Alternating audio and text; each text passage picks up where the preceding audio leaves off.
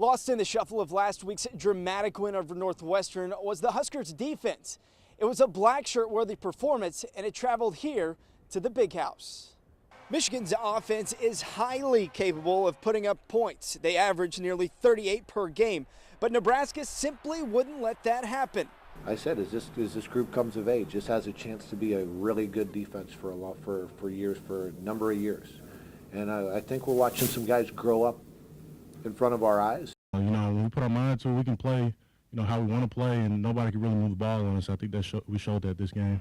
The Huskers held the Wolverines to negative 21 yards rushing, and the key was smothering Devin Gardner. I could tell we were getting in his head, and every now and then he'll be on the ground longer than he should be, and even after the game, you could tell he was just kind of out of it, and that was the biggest thing we want to do, is just take him out the game. We take him out the game, we take the whole offense out the game. We kept him in the pocket, which was a big point of emphasis, and I thought that was a big reason why we played so well, and obviously we kept them from running the football. Put all the stats aside, Nebraska played an all-around impressive game, weathering the storm when mistakes reared their head, mustering just enough offense to get the win, and silencing over 110,000. Perfect. That's what I said I wanted at the beginning of the week, and wouldn't have it any other way.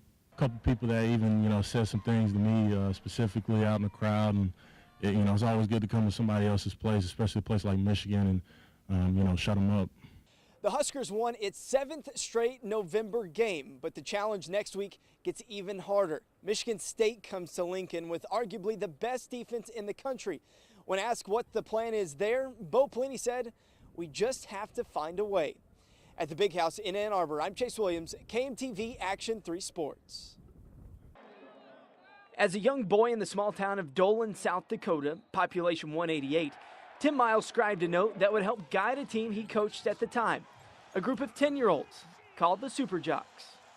Get open, get the rebounds, and then another one was get a big lead and keep scoring if you can, which I think still all those things fit pretty well today to basketball. From a volunteer with the Super Jocks to player at the University of Mary, Miles knew coaching would ultimately be his calling. You end up sitting on the end of the bench, second-guessing the guy on the front of the bench. So instead of wearing a uniform, I just got in street clothes. In my senior year, I was a student coach right next to him. Student assistant is long in the past. Tim is now the only active NCAA coach to lead teams to the postseason in Division I, II, and NAIA. You reap what you sow. You surround yourself with talented assistants. You need a strong administration that's going to support you through good times and bad. And it was those good times that led him to Nebraska, where rebuilding would be a challenge. The program hadn't reached the NCAA tournament in 15 seasons. It was not competitive, barely a blip on the college basketball radar.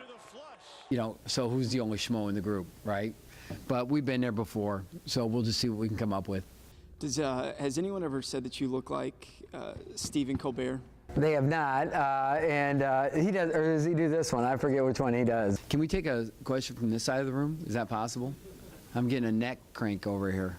It's hard being a Cardinal fan. Can I just have one? No, it's hard. Here's what's hard being a Cardinal fan, is that we're like in the World Series every year. I promise you this, I'm 1/10 as smart as Stephen Colbert. Filled to the brim with one-liners and youthful exuberance for the game, Tim Miles injected life into a program once 6 feet under.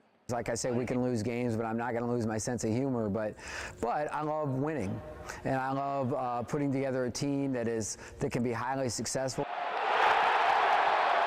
that looks like they compete well. And compete right away the Huskers did. With one returning starter and one of the toughest schedules in the country, Miles improved Nebraska's win total by 3 and even won a game in the Big Ten tournament. What are the expectations in year 2? What's a realistic goal for you? Well, I have a standard. It's not a goal, it's a standard. Every year I feel like I owe it to my team that we make the NCAA tournament and win when we get there. I want to be in the postseason of some form always. That drought could end very soon. Miles is armed with state-of-the-art facilities and the Big Ten, both highly attractive to top recruits. What is it about Nebraska that you think you can be successful here? Well, I believe that, first of all, it's been done before. Danny Nee did it. Joe Cipriano had really good teams. You go back, it has been done before. Tim Miles is a proven winner.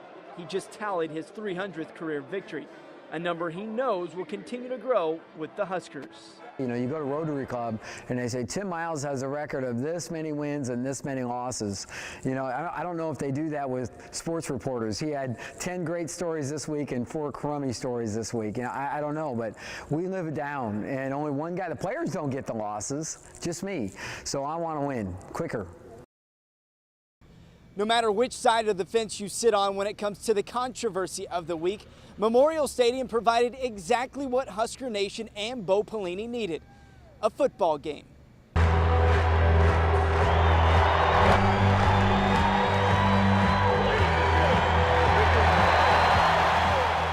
Cheers, not boos, welcomed the Huskers head coach during the tunnel walk. A welcome sight after a very difficult week.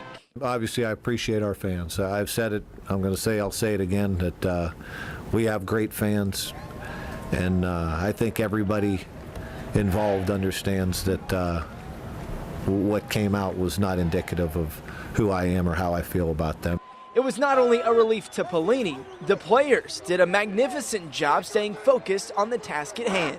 I think the relief was just being able to go practice, you know, with our brothers, with our coach. It was a special week. It's probably the most special week I've been associated with since I've been in Nebraska. 23 years I've been here. A new one, motion to the near side, option play. Armstrong keeps late pitch out the cross, wide open, 5, touchdown Nebraska. Well done, Tommy Armstrong to Amani Cross for 6 points. The focus quickly shifted to a redshirt freshman quarterback who filled in nicely for the injured Taylor Martinez. Honestly, I couldn't even sleep last night. It was a pretty good experience, and me coming out and, you know, making the coaches happy and being able to come out here and do my thing. Ron Kellogg also got his taste of glory. The Huskers blew South Dakota State out of the water. But this game was more than the 59-20 that read on the scoreboard at the end of the day. It was a starting point for the Huskers to wipe the slate clean, get that nasty taste out of their mouths, and move forward. And just as Bo was welcomed onto the field, he was given the same approval as he walked off victorious. If there's one thing we can take out of this week, it's that winning feels good no matter who it's against. The Huskers are 3-1 heading into their bye week with every goal they want within their grasp. At Memorial Stadium, I'm Chase Williams, KMTV Action 3 Sports. Life as a high school student in the Midwest is just like anywhere else. Hallways are filled with kids trying to get from class to class. The cafeteria filled with hungry teenagers, and banners showing a sense of school pride. However, Omaha Burke has a student unlike any other. He's a character, he's loving, you know, he's always talking. And I think it's just personality. He's out there and he's just hilarious. Meet Hector Rolfe, an 18-year-old rolling his way through high school. But he's not your average student. Hector has a very rare bone disease constraining him to his wheelchair. It's called OI, so doctor really has, it means osteoporosis imperfecta. To make it simple, basically he has brittle bone disease. But that won't keep Hector from having the high school experience he deserves. All you do is talk to girls at practice. No, you're wrong. No. Special Education Department Head Jerry Donahue has a caseload that includes Hector, a rambunctious teenager needing somewhere to burn off a little energy. We just wanted to try to get Hector more involved in high school life, which every kid wants. So why don't we have him be a manager on the football team? Hi, how are ya? Coach Donahue, who really formed a great relationship with Hector, came to me and said, would you mind bringing Hector aboard as part of the program? And it was something that I was excited about. We were happy to have Hector be a part of our program. We'll see you at practice. See ya. Rolfe quickly fell in love with a game he knew he would never get a chance to play. Do you ever feel left out, knowing that you're not able to play? No. He just knows where he is, and he's just happy, and he wants to make the best of it. I feel like everybody likes me, so because nobody's perfect in the world. I mean, he is one of the guys. He jokes around with everybody, he talks to us. Hey.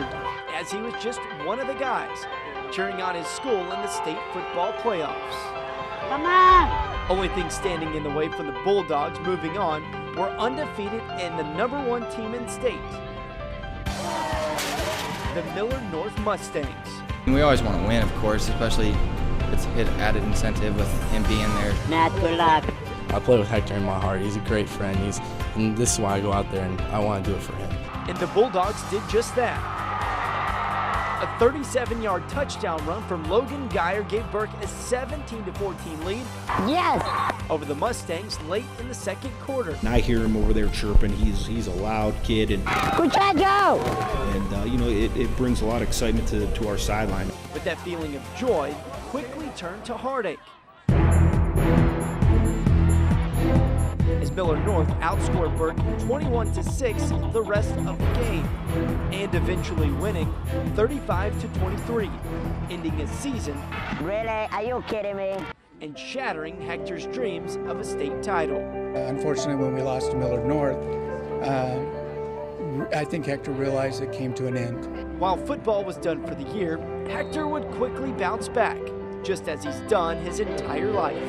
I feel like really happy in my heart, in my inside, what I experience about football. What we have going on here, you can't measure it. You can't put a dollar amount on it. I mean, it's just phenomenal. But there is a way to measure what's going on in the hallways of Burke High School.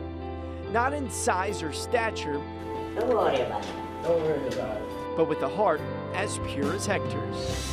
Why are you so excited about everything? Oh, because I'm so excited because I love high school. Because high school is really awesome. And just as he's done a million times, Yeah. he's done it again. Bye!